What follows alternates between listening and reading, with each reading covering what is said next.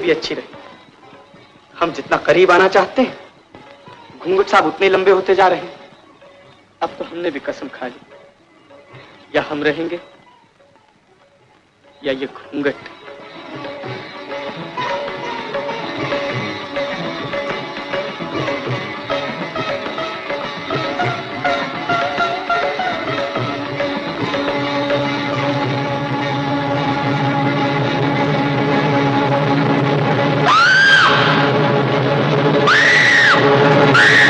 अक्सर लोगों का कहना रहता है कि जो पुराने गाने होते हैं, जो पुराने मूवी होती हैं, तो उनको जो सुनने से एक अलग तरह का सुकून मिलता है, वो आज के गानों से और आज की फिल्में देखने से नहीं मिलता है। तो क्या इन सब चीज़ों में कितनी सच्चाई है, आज हम अपने इस वीडियो में देखेंगे।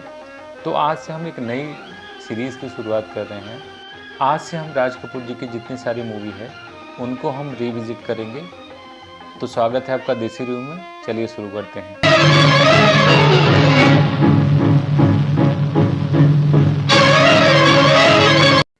आग मूवी आई थी 1948 में।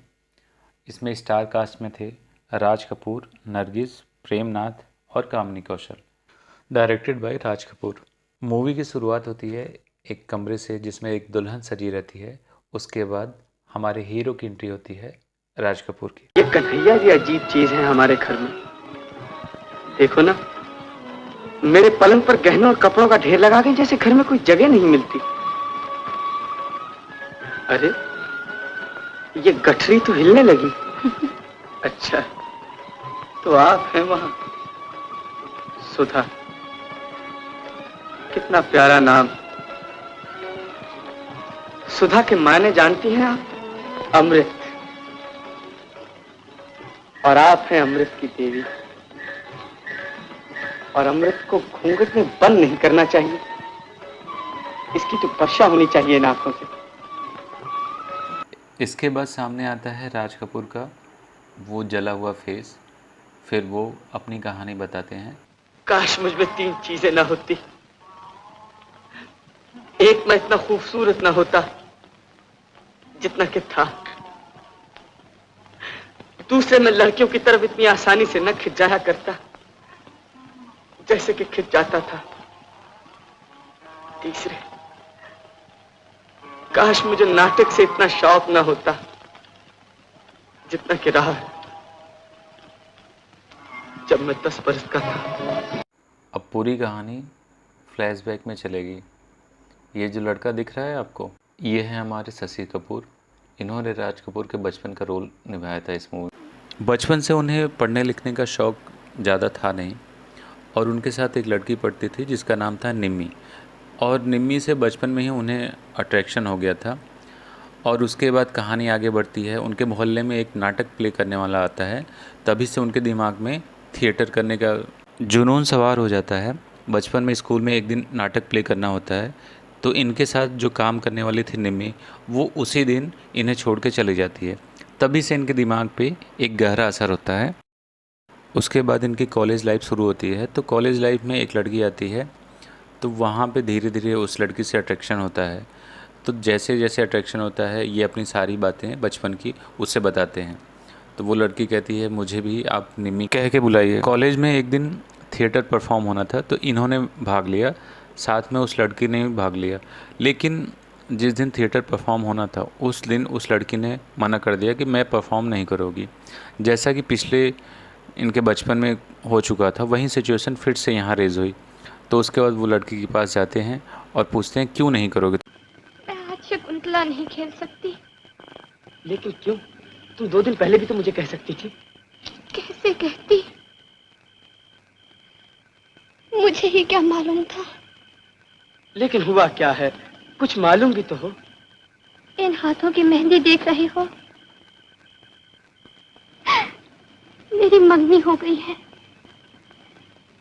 परसों ब्याह है।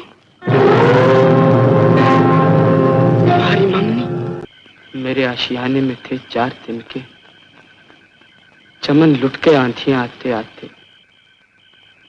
केवल जाने से पहले कुछ मांगू तुमसे। कहो। मंजूर है? कहो निर्मला।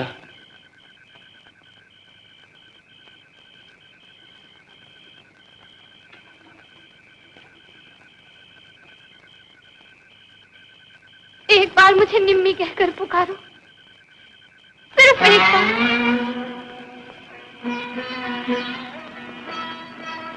निम्मी। उसके बाद कॉलेज का रिजल्ट आता है तो ये फेल हो जाते हैं। एक तो प्यार में फेल हो जाते हैं, दूसरा कॉलेज में फेल हो जाते हैं। तो ये रात भर इधर उधर भटकते भटकते रात को घर पहुंचते हैं तो इनके डैड से इनकी बहस हो जाती है और उसके बाद वे अब मैं कॉलेज जाने से रहा। क्या मतलब? मैं पढ़ना नहीं चाहता।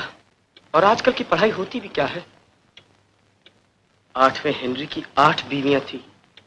डिमांड और सप्लाई में गहरा ताल्लुक है। इसके अलावा थोड़ी सी अंग्रेजी, थोड़ी सी संस्कृत और बाकी 50 नंबर की हिंदी। मैं पूछता हूं, हेनरी अगर 8 के बजाय 10 शादियां कर लेता तो हमारे लिए क्या फर्क पड़ता? केवल तुम मेरे घर में रहकर अपने रास्ते खुद नहीं ढूंढ सकते। शुक्रिया पिताजी, आपने खुद ही मेरे रास्ते का सबसे बड़ा पत्थर हटा दिया। उसके बाद इन्होंने घर छोड़ दिया और भटकते भटकते एक थिएटर के पास चले गए जिसके मालिक थे राजन। राजन एक चित्रकार थे और साथ में एक थिएटर के मालिक भी थे। मैं इस थिएटर का मालिक भी हूँ। तुम्हें नाटक का बहुत शौक है? जी हाँ। नाटक कभी खेला भी है तुमने? जी हाँ। कब? कोई 100 साल पहले, जब मैं 10 बरस का था। कोई 100 साल पहले? अब कितने बरस के हो तुम? 20 बरस का। ओह, समझा। कोई गहरी चोट खाई। उसके बाद दोनों दोस्त मिलकर थिएटर शुरू करते हैं और थिएटर धीरे धीरे लोगों के बीच में काफ़ी ज़्यादा पॉपुलर हो जाता है। रात को दी, हाय रात को दी, बोले पपीहरा, देख पलम मोरा डोले दियारा, देख पलम मोरा डोले दियारा, जी मैं मर गई रामा। ऐसे धीरे धीरे कहानी आगे बढ़ती है। फिर उसके बाद वो एक प्लान करते हैं आग नाटक खेलने का और उसके लिए एक लड़की ढूंढते हैं, पर जो सूटेबल लड़की वो मिल नहीं रही थी। धीरे धीरे उन्होंने कई सारी लड़कियों को देखा, फिर उन्हें मिली नरगिस।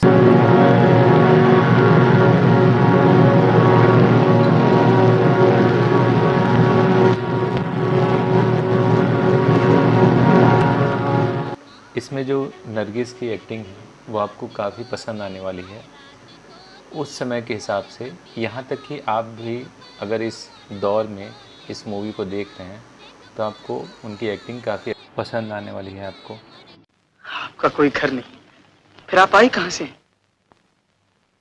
नर्क से। नर्क से? हाँ, नर्क से। पंजाब आजकल नर्क नहीं तो और क्या। जिस तरफ देखो एक आग लगी हुई है। इस आग ने मेरे माँ बाप को चाटा। यही आग मेरे 3 भाई और 2 मासूम बहनों को निकल चुकी है। इसी आग में मेरा घर जला, मेरा नाम जला। और कुछ पूछना है आपको? उसके बाद नरगिस सिलेक्ट हो जाती हैं आग नाटक में रोल प्ले करने के लिए। तो धीरे धीरे उनकी जो नज़दीकियां हैं राज कपूर यानी केवल से बढ़ने लगती हैं। वहीं पे राजन भी नरगिस को देख के काफ़ी अट्रैक्ट होते हैं। राजन के दिल में नरगिस के लिए प्यार धीरे धीरे बढ़ने लगता है। वहीं दूसरी तरफ नरगिस के दिल में राज कपूर के लिए प्यार बढ़ने लगता है। मतलब कहानी एक ट्रायंगल लव स्टोरी पे आके खड़ी।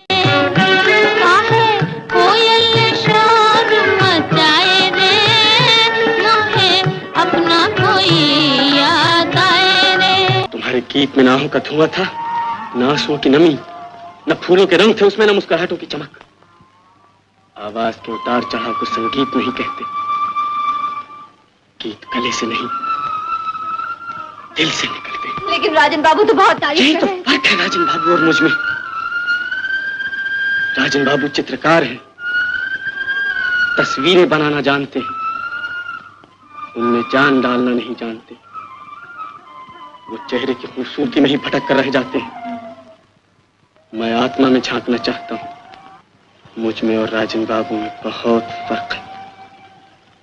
वो शरीर के पुजारी हैं, मैं आत्मा का। इसके बाद राजन राज कपूर और नरगिस को एक साथ देखते हैं, उसके बाद उनके मन में एक भूचाल सा आने लगता है और उन्हें लगता है कि नरगिस और राज कपूर दोनों लोग एक दूसरे से प्यार करते हैं।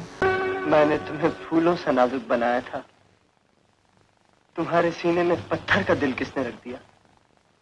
राजन बाबू, राजन बाबू, राजन बाबू, आज मैं बहुत खुश हूँ। आज मैंने आकाश को छू लिया है राजन बाबू। आज उन्होंने मुझे निम्मी कह के पुकारा। वो कहते हैं उन्हें ये नाम बेहद पसंद है, राजन बाबू। उसके बाद वो दिन आ जाता है जिस दिन नाटक खेलना होता है आग। लेकिन वहीं दूसरी तरफ राज कपूर के दोस्त राजन अपने आप को एक कमरे में बंद कर लेते हैं। मालूम नहीं, तुम्हें ये भी नहीं मालूम कि निम्मी वही लड़की जिसे मैंने जिंदगी में सिर्फ एक बार देखा था, लेकिन उसे एक ही मुलाकात ने मेरे दिल में लाखों दिए रोशन कर दिए थे। तुम्हें ये भी नहीं मालूम कि निम्मी वही लड़की जिसकी तस्वीरें मैंने बनाई, जिसके सिवा मैंने कभी किसी की तस्वीर नहीं बनाई।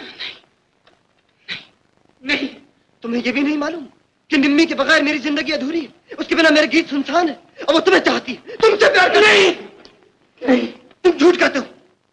उसके बाद उन्हें दोस्ती का एहसास होता है और वो नरगिस के पास जाते हैं। क्या?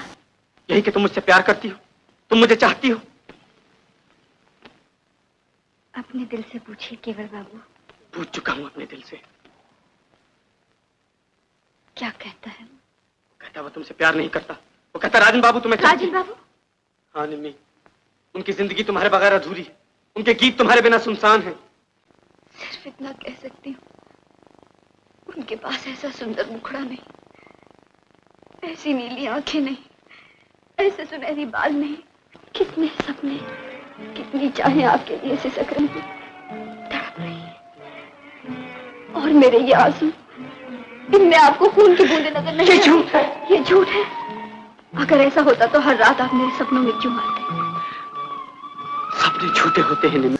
उसके बाद आग नाटक शुरू होता है। धीरे धीरे कुछ परफॉर्मेंस होती हैं, लेकिन तभी अचानक थिएटर में आग लग जाती है। उसके बाद राज कपूर यानी केवल खुद अपने चेहरे को जला लेते हैं।